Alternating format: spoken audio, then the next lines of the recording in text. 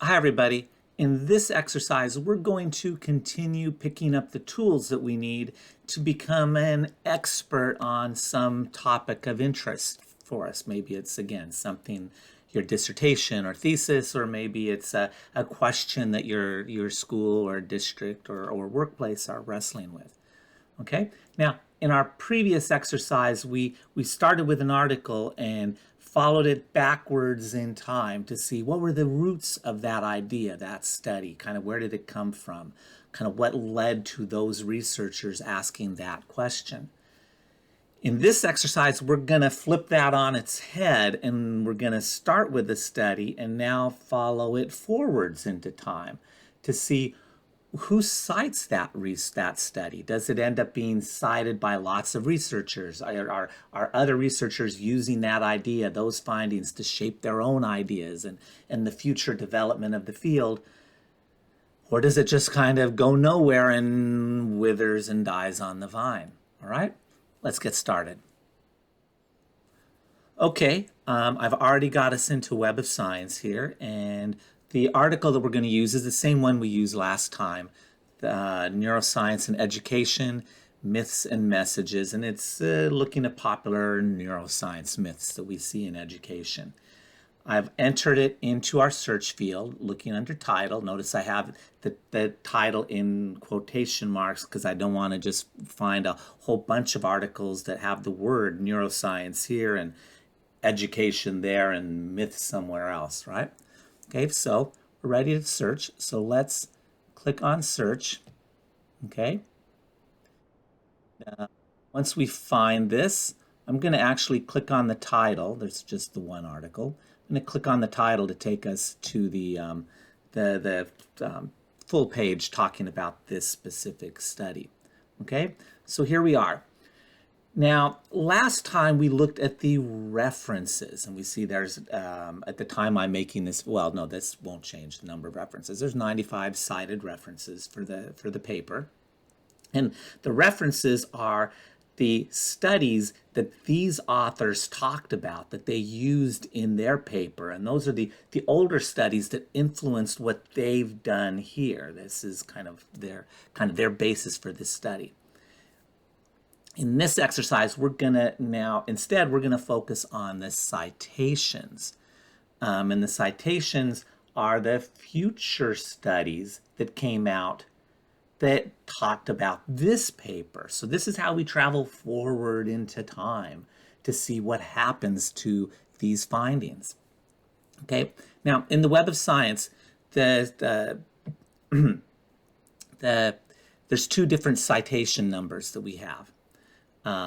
One is the citations based on the Web of Science, and that's the 259 citations, at least at the time I made this video. It may change a little bit over time as more people cite this, but at this point, there's 259 future papers in the Web of Science that cited this study. Now, the Web of Science that we've talked about, right? That's this tool for that they're tracking a whole bunch of research journals to as part of the Web of Science. But there's other sources as well beyond the Web of Science.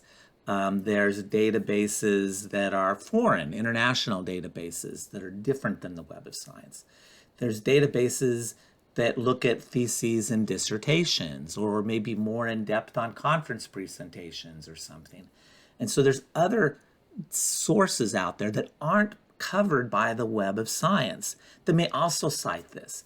And that's what this second number is. The 326 is the times it's cited. This paper has been cited in all the databases that they're kind of keeping an eye on in the Web of, through the Web of Science. Okay, so we're going to focus on the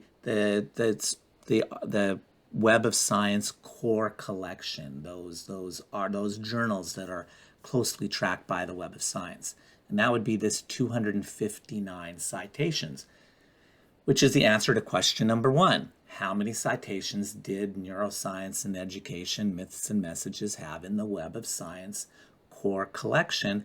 And again, for this video, when I'm making it, the answer is 259. Great. Next, let's click on the 259 citations, and that's a hyperlink, so I'm going to click on that, and that takes us to a list of those 200, well, in theory, the 259 citations, those future studies that cited this paper.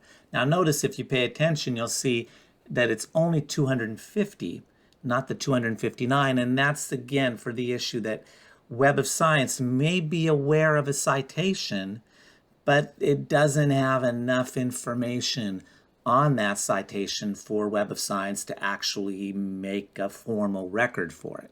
So the fact that this is 250, not 259, that's okay. It's just kind of a little hole in the data. And also keep in mind that these are future studies that keep coming out. So this 259 will continue to hopefully grow over time as new studies come out and more cite this paper.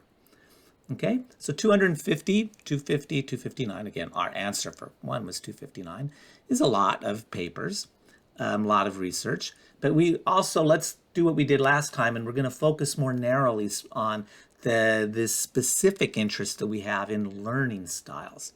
So just like we did before, let's refine our results. And I'm going to enter over here in the box for refine the results in quotation marks, learning styles.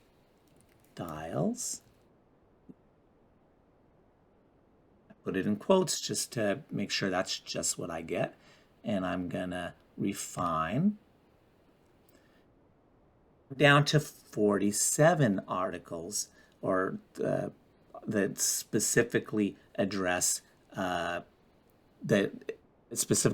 learning styles in it. Okay, and that is our answer for question number 2. How many articles that cited neuroscience and education myths and messages mentioned learning styles? Our answer is 47. Great. Okay, so this list are the articles that have cited our original neuroscience article and also talk about learning styles. And it's a more manageable number of 47 articles that we can scroll through.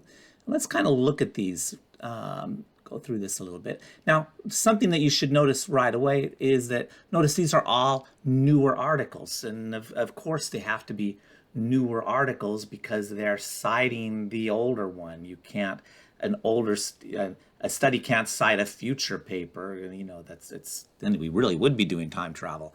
But so they're all kind of newer articles. And because they're newer articles, notice some of them don't have very many citations because they haven't been out long enough for someone to have read their study and then write up a new paper where they cite that study. So that's okay. Some of these, like, they got 2 citations, you know, here. This one's got no citations yet. And again, that's okay. It's brand new. It's only been out since May. So in the future, maybe more articles will come out next year or the year after that will cite their paper. If we keep scrolling down, I want to look for this specific article. Here it is. Visual type, not my type. A systematic study on learning styles. Okay? Blah, blah, blah, blah, blah. And let's take a closer look at this paper. And again, we can do that just by clicking on the link for the title, and it takes us to the page for this study. That let's see, when that was published in August 2023. Okay, and now we can see again. As you know, with these pages, we get a lot of information, and let's take a look at what this paper concluded. Right, so we started with our original paper. Here's another one that we're interested in. It's clearly talking about learning styles. What were their conclusions? So we can kind of get a snapshot of that looking at the abstract. And if we scroll down a bit, here's the citation information. And then we have the abstract. And the abstract is just a summary of the study. What did they do? What did they find? Typically appears at the start of a paper. And you never want to rely 100% just on the abstract because maybe you've misunderstood something, or maybe they are drawing conclusions in their abstract that they really shouldn't be making. So you always want to also read the study. It can be tempting sometimes just to focus on the abstract, but again, you should always read the whole study. But we're just going to focus on the abstract here. And let's see, what did they think of the idea for neuroscience, for learning styles? Now, if you read this, there's a lot of gobbledygoopy language. I think you'll find it's a fairly statistically heavy approach that they did. But I'm just going to jump down here and around here. Moreover, inconsistencies between the way participants were classified based on different measures and direct self-report were detected. These findings add further support to the criticism of the learning style theory and its use in educational settings.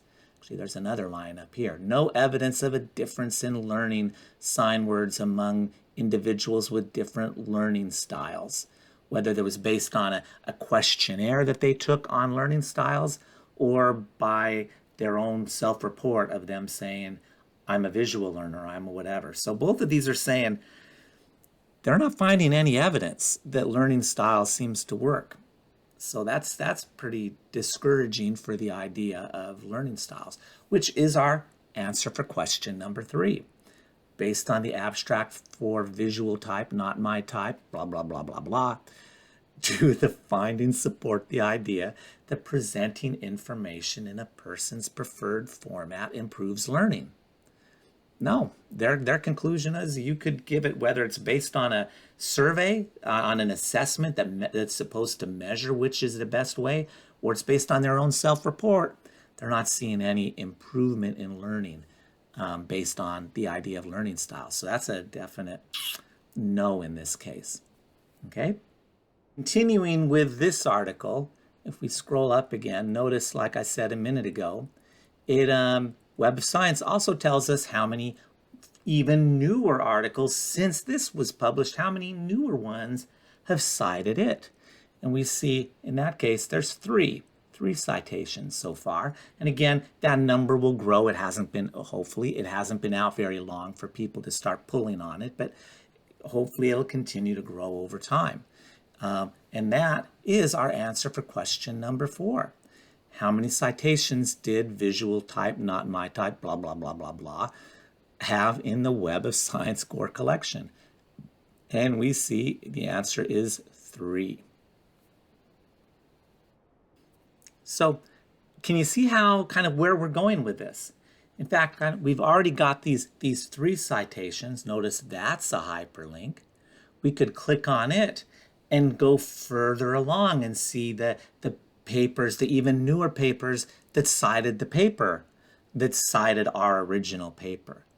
And you can see how we can start to go backwards and forwards in time. We look at the references to go back and see what influenced our original paper. And then we can look at the citations going forward to see what studies that paper influenced and what future studies those papers then influenced. And kind of as you do that, you know, kind of going, it's like climbing up and down a research study genealogical tree. And as you kind of climb up, you may find an interesting paper that you like. Then you can do the same thing and go up and down the tree for that paper. Kind of follow, maybe if I really like this, I can go forward and follow their citations, and I can go backwards. Notice it includes, Web of Science includes the 61, tells us this paper had 61 references. If I liked it, let's see what studies influence them. So I'm going backwards and forwards from study to study that all are talking about learning styles. And if you do that, you'll start to notice at some point that you see the same papers showing up. You know, this paper cited here, and it's cited by them, and it's cited by them and them, and the same names. Oh, look, it's this person again. I keep seeing them publishing in this area. They must be a pretty committed researcher, maybe a pretty big researcher in that area. And that tells you that when that happens, that tells you you got a good handle on the literature. That you're casting this net, and once you start to see the same things showing up more and more, it tells you you've got the body of the core body of literature. Great. Okay, that's how you become the expert. Now, a couple points before wrapping up I wanted to make. One is, like I just mentioned, you might see names showing up a lot. And let's say that we like this study, and we found this one interesting, the visual type, not my type. And notice that the author is Tulamakos, Anna Tulamakos. Probably butchering her name. If I am, sorry. But I might think, well, I like this paper. What else has she done that may be interesting? So, kind of the cool thing is we can click on her name. Takes us to her web page in the Web of Science, and we can see kind of all information about her. We can see how many papers she's published, and then click on those. See, we've got all these other, oh, maybe this one looks interesting, or maybe I can keep scrolling down and see other studies that she may be doing that I find interesting. So kind of, again, that's another way to kind of build your knowledge base, is sometimes just following the researchers that are doing things that you like. Okay, now this actually helps us with question number 5. How many papers has Tulamakos published that were tracked by the Web of Science? Let's see, we see it right here, publications, 14. 14 papers. That's our answer to question number 5. Great. Let's go back to the visual styles, not my style, not my visual type, not my type paper, and take a closer look at this. And if you scroll through the articles, we didn't kind of go through them in detail, but you may notice that the journal Mind, Brain, and Education shows up a number of times in our list of papers. So maybe that journal is a place I want to check out more. Maybe the journal is something that's worth keeping an eye on if I'm interested in learning styles. So, surprise, surprise, I can go to the journal title here, Mind, Brain, and Education. Notice it's got a drop-down list. There's 2 different things I can look at. I can click on Journal Impact, and it'll give me the summary information of the journal impact factor and information like that about this specific journal. Or I can search within the Web of Science for other articles that are from this journal that are being tracked by the Web of Science. So I'm actually going to do that.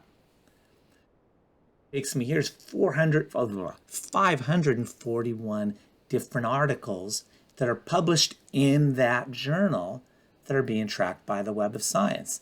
Again, if I'm kind of noticing, I keep seeing people citing this journal, I may want to just scroll through here a little bit and see, are there other interesting topics or interesting papers, I should say, that are coming along that I may be interested in from this journal that I keep hearing about in my other articles. All right. And it's kind of like the equivalent of what we used to do when I was a young-un. And you would just have to go to the library, and there'd be the long long rows of journals, paper printed journals on the shelf. And you'd have to take one down and just thumb through it bit by bit and see what's there. And then you'd put it back and you'd thumb through it. And you'd spend the whole afternoon maybe covering a fraction of this. Now we can just kind of scroll through and see what's there for us. All right. So this gives us our answer to question 6, which is based on the results we just did, how many papers in Mind, Brain, and Education are tracked by the Web of Science?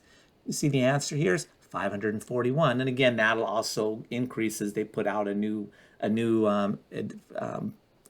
issue. The numbers will increase, but again, that's okay. All right. This was informative for you.